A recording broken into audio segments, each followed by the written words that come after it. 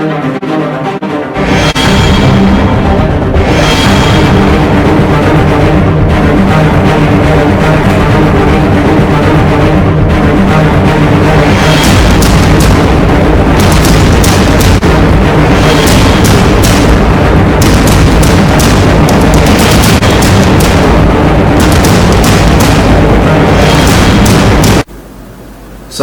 warahmatullahi wabarakatuh. Jumpa lagi sahabat sehat di channel ini. Kali ini kita akan membicarakan satu penyakit yang sangat banyak diderita orang, yaitu asma. Penyakit asma. Apa sih penyakit asma gitu ya? Asma ini adalah penyakit peradangan di saluran napas yang terjadi secara kronik, secara menahun. Jadi sebabnya apa? Sebabnya terjadi hipersensitif di saluran napasnya.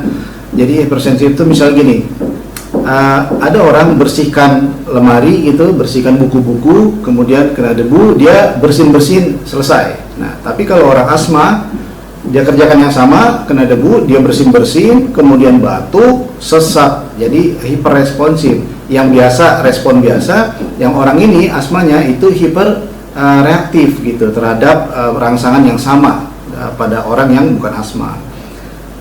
Kenapa bisa terjadi? Ini ada tabung nih. Ini tabung.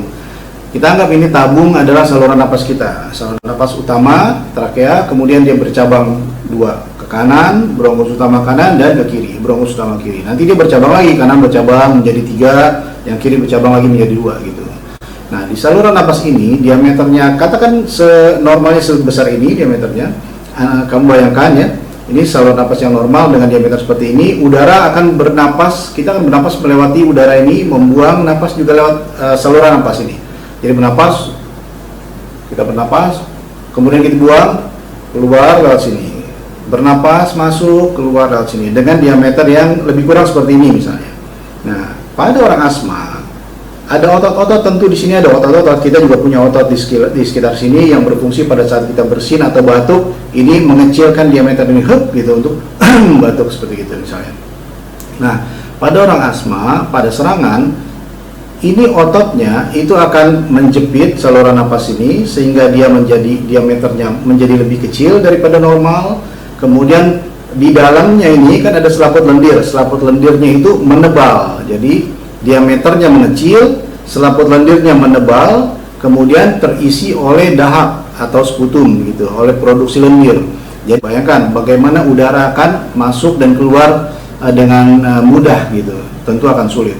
Makanya pada orang asma pada saat dia serangan karena lubang saluran napasnya itu lebih sempit, maka dia bernapas seperti bernapas melalui trompet, ada bunyi ngik seperti begitu. Oke.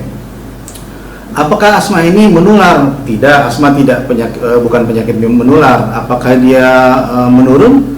Ya, ada faktor genetik untuk respon terhadap rangsangan tadi pada beberapa orang itu diturunkan gitu. Jadi ada faktor-faktor genetik tertentu. Pada orang tua yang menderita asma, tentu anaknya akan lebih memiliki peluang mendapatkan asma gitu. Walaupun tanpa ada riwayat orang tua juga asma bisa terjadi. Gejalanya apa? Gejala adalah asma ini beragam dari yang ringan sampai yang paling berat. Ringan itu hanya sekedar misalnya batuk-batuk saja, kemudian rasa tidak enak di dada gitu. Nah, tapi kalau yang berat itu bisa sampai sesak napas yang berat, kemudian kesulitan bernapas dan ancaman gagal napas pada beberapa orang. Bagaimana asma diobati? Pengobatan ada dua macam. Yang pertama adalah pengobatan asma untuk mengontrol peradangannya.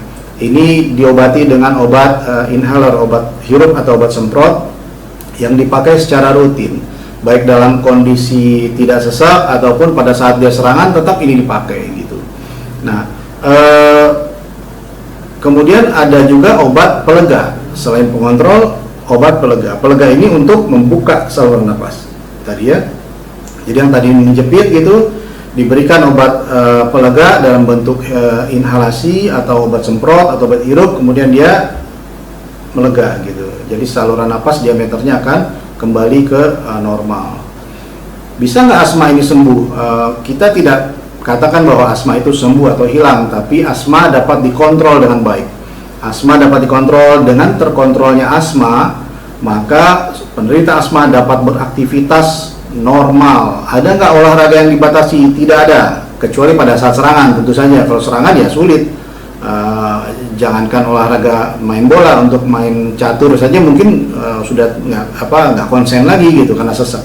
Tapi di luar serangan, penderita asma itu bisa beraktivitas normal seperti tanpa asma. Nggak percaya? Buktikan. Buka Google-nya, ketik famous people and asthma. Nah, nanti akan Anda lihat. Ini Anda lihat nih, famous people and asthma. Nah, Anda lihat bahwa kaget kan bahwa mereka ini ternyata punya asma loh, tapi tetap terkontrol dengan baik tanpa serangan dan prestasinya dikenal di seluruh dunia gitu. Jadi kamu yang punya asma tetap mau berprestasi yang hebat dan keren kan? Kendalikan asmanya. Tetap sehat dan tetap semangat. Hai Om dan Tante, jangan lupa subscribe ya biar bisa nonton terus.